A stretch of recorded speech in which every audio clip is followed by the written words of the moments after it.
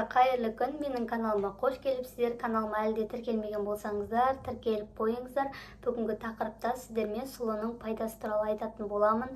Және менің парақшамда 3-4 түрлі сұлы туралы видеолар бар. Соған өте көптеген сұрақтар келеді. Сол сұрақтарға жауап берейін деп шештім. Сондықтан видеоны соңына дейін қараңыздар мұқият.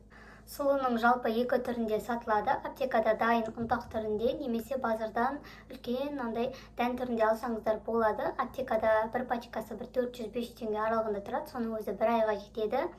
Және де екіншісі базарда мына жаңағындай гречка, күріш сататын, құрпалар сататын жерде сатады. Оны да алып ішіп көрсеңіздер болады.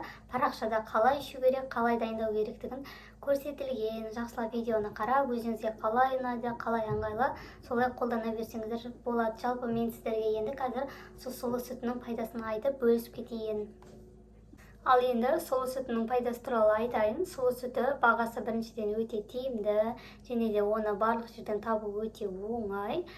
Сұлы сүті жалпы ағзаны өте жақсы тазартады. Бауыр, асқазан, ішек жолдарын, өт жолдарын жақсы тазартады. Сондықтан асқазан мен өт жағынан проблема болса, бет терісіңізде әртүрлі дақтар шығып жатса, бетті тазартқыңыз келсе, ағзаңызды тазартқыңыз келсе, міндетті түрде қолданып көріңіздер.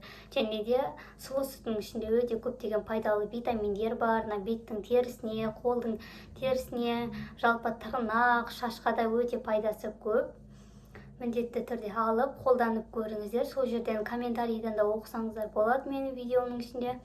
Көп адамдар ішіп, рахметін айтып, пайдасы тиіп жатқанын айтып жатыр. Негізінде өте пайдалы. Сұлы сүтін жаңағындай базардан алатын болсаңыздар, оны қайнатып, өзіңіз жаңағындай сүтін дайындап, солай ішу керексіздер. Егер оған ерінсеңіздер, жалпы оған уақыттарыңыз болмаса, кәдімгі аптекадан ала берсеңіздер болады. Соның өзі бір айға жетеді. Оны кәдімгідей үлкен стаканға қайнап тұрған суға салып, біраз қасық жақсылап араластырып, құр өзін ішсеңіздер болады, немесе бал араластырып ішуге болады. Бірақ өзінің ешқандай да бір артық дәмі жоқ, бір ащы, тәтті, әлі жағымсыз дәмі жоқ. Құр өзін іше берсеңіздер де болады. Қалған тұңбасын төгіп жібермей, соны да бетке жағып қойсаңыздар, беттеріңіз тазарып, әппақ болады. Оны да ескеріп қойыңыздар. Жалпы сұлы сүтін қалай ішу керек, оны мысалы анда-санда бір ішіп қойсаңыздар, әрине сіздерге пайдасы тимейді.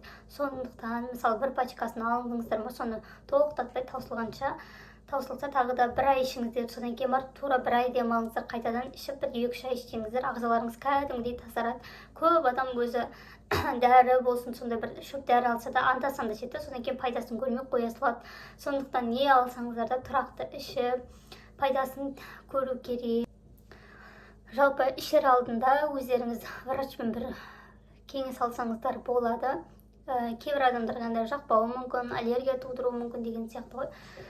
Ал егер сіздер өздеріңіз аз-аздан алып ішіп көрсеңіздер болады. Егер сіздерге ешқандай жүрек айну, басқа да болмаса, күнделікті іше берсеңіздер болады.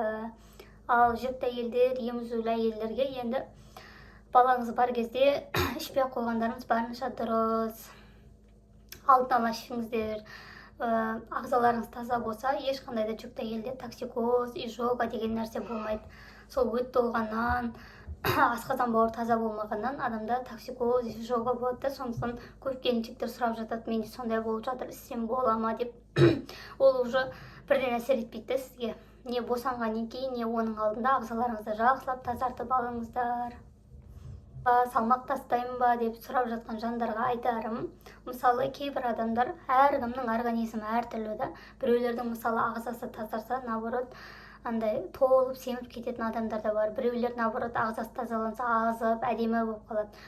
Сондықтан көп адам негізі азады, бірақ кейбіреулерге керісінше жағып, толып кетуі де мүмкін. Ондай жағында енді көресіздер. Енді салмақ жинап жатсаңыздар, ішпей қойсаңыздар болады. Енді әркім өз еркілеріңізде. Ал енді негізінде сұлы сүтінің өте пайдасы көп. Дәрумендерге, витаминдерге бай. Мысалы, мынау бет терісіңізге, шашыңызға, тырнағыңызға өте пайдалы. Және де асқазан, бауыр, ішек жолдарын өтті жақсы тазалайды. Сондықтан күнделікті ішіп, ағзаларыңызды тазалаңыздар. Және де қосымша диета ұстау керек па деп сұрап жатқан жандар. Қандай диета ұстасаңыздар да міндетті түрде нан аз жеңіздер, майлы тағамдар аз жеңіздер. Осында ағза тазаланып жатқан кезде содан кейін су көбірек ішіңіздер, көбірек қимылдаңыздар. Сондықтан сол бізде ғана кез келген нәрсенің пайдасы болады. Мысалы сіз мына азатты нәрсені ішіп жатырмын деп сол сүтін ішіп артынан көп тамақ жеп сөйтсеңіздер де, конечно, жалпы пайдасы солай. Видеоның соңына дейін қарағандарыңызға рахмет. Врачпен кеңесіп ішкендеріңіз дұрыс. Өздеріңіздің денсаулықтарыңызға қарай. Ал видеоның соңына дейін қарағандарыңызға көптен көп рахмет. Каналыма тіркеліп, лайк басып, қолдау білдіріп кетіңіздер. Егер тағы да пайдалы видеолар күтсеңіздер, мені қолдап кетіңіздер.